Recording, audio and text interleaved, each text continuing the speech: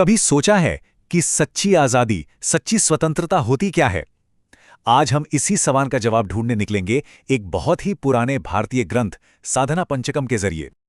तो चलिए इसे समझने के लिए एक कहानी से शुरुआत करते हैं। सोचिए, एक चिड़ियाघर में शेरों का एक झुंड है। वो अपनी छोटी सी दुनिया में बिल्कुल खुश हैं।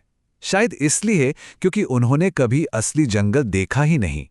पर एक दिन एक जवान शेर अपने साथियों से कुछ ऐसा कह देता है जो सब कुछ बदल कर रख देता है।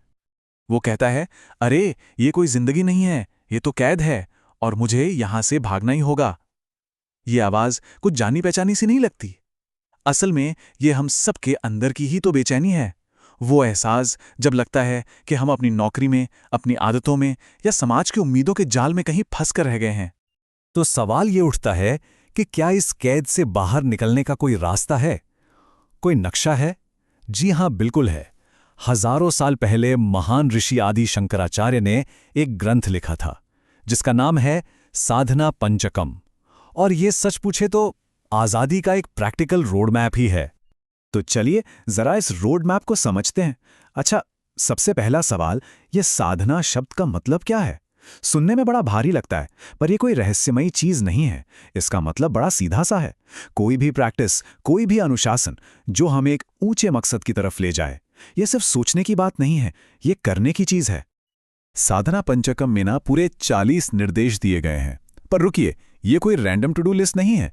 ये एक एक करके एक बहुत ही लॉजिकल सीक्वेंस में आते हैं, बिल्कुल एक सीढ़ी की तरह। एक ऐसी सीढ़ी जिसका हर पायदान बहुत सोच समझकर बनाया गया है ताकि हम मंजिल तक पहुंच सकें। और ये सीढ़ी आधारित है हमारे जीवन के 4 नेचुरल स्टेजेस पर, जिन्हें आश्रम कहते हैं। पहला है ब्रह्मचर्य यानी स्टूडेंट लाइफ, सीखने का दौर। दूसरा है गृहस्थ, जब हम दुनिया में अपनी सारी जिम्मेदारियां निभाते हैं। तीसरा आता है वानप्रस्थ, जब हम धीरे धीरे बाहरी दुनिया से अपना ध्यान हटाना शुरू करते हैं। और चौथा है संन्यास, मतलब पूरी तरह से आत्मखोज में डूब जाना। चलिए एक एक करके इन्हें और करीब से देखते हैं। तो सबसे पहला पड़ाव विद्यार्थी जीवन यानी ब्रह्मचर्य। ये वो वक्त है जब एक मजबूत नींव रखी जाती है, एक उद्देश्य से भरे जीवन की नींव। सच कहें तो यहीं से पूरी यात्रा की दिशा तय हो जाती है। इस दौर के 4 सबसे जरूरी स्तंभ हैं। पहला, ज्ञान, जो शास्त्रों के अध्ययन से मिलता है। दूसरा, कर्म में कुशलता, जो लगन और पूरे ध्यान से काम करने से आती है। तीसरा, भक्ति, यानी अपने हर एक काम को एक ऊंचे उद्देश्य के लिए समर्पित कर देना। और चौथा है ध्यान, जो हमें स्वार्थ से ऊपर उठना सिखाता है। यही तो है एक संतुलित जीवन के आधार। ये तस्वीर कितनी खूबसूरती से दिखाती है ना, कि जब मन को सही ट्रेनिंग मिलती है तो वो बिल्कुल ऐसे ही खिल उठता है। चलिए अब इस बौद्धिक स्टेज से आगे बढ़कर दुनियादारी वाले चरण की ओर चलते हैं। तो अब आता है दूसरा स्टेज, गृहस्थ यानी फैमिली लाइफ। ये असल में एक इम्तिहान है, उस नींव का टेस्ट जो विद्यार्थी जीवन में बनाई गई थी। इस स्टेज में ना कर्म का कॉन्सेप्ट सबसे ज्यादा मायने रखता है। बहुत सिंपल शब्दों में कहें तो हम जो कुछ भी करते हैं उसका एक नतीजा होता ही है। और यही कर्म हमें संसार के चक्कर में यानी जन्म और मृत्यु के बंधन में बांध कर रखता है। और यहां एक बहुत ही गहरी बात समझाई गई है। ग्रंथ कहता है कि सिर्फ बुरे काम यानी पाप ही नहीं, बल्कि अपनी इच्छा से किए गए अच्छे काम यानी पुण्य भी हमें इस चक्र में बांधते हैं। फर्क बस इतना है कि पाप लोहे की जंजीरें हैं तो पुण्य सोने की, लेकिन है तो दोनों ही जंजीरें हैं ना। तो फिर इस स्टेज में आध्यात्मिक काम क्या हुआ? पहला, अपने मन को पुराने कर्मों के बोझ से साफ करना। और दूसरा, इस बात को गहराई से समझना कि दुनिया के सारे सुखों में एक छुपा हुआ दर्द भी है, क्योंकि ये कभी टिकते नहीं, हमेशा बदलते रहते हैं। चलिए अब जीवन के आखिरी 2 पड़ावों की ओर चलते हैं, वानप्रस्थ और संन्यास।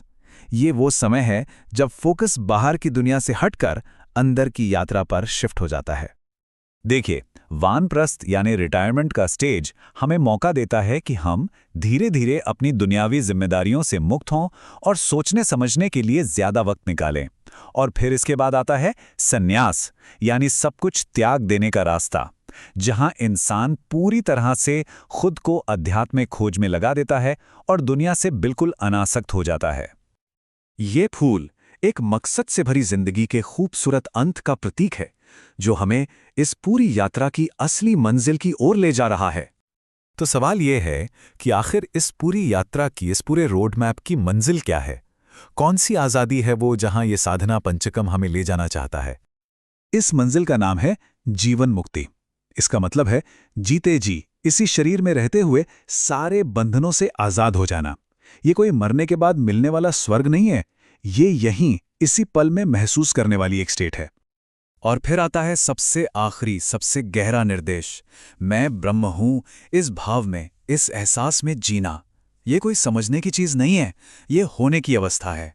और यहाँ ये ओम का चिन्ह हमें बस यही याद दिलाता है कि हमारी असली पहचान उस एक परम चेतना से अलग है ही नहीं। तो इस प्राचीन रोड मैप की रोशनी में सोचने वाला सवाल बस एक ही है। अगर हमारी जिंदगी भी एक आध्यात्मिक यात्रा है, तो आज हम सब इसके किस पड़ाव पर खड़े हैं?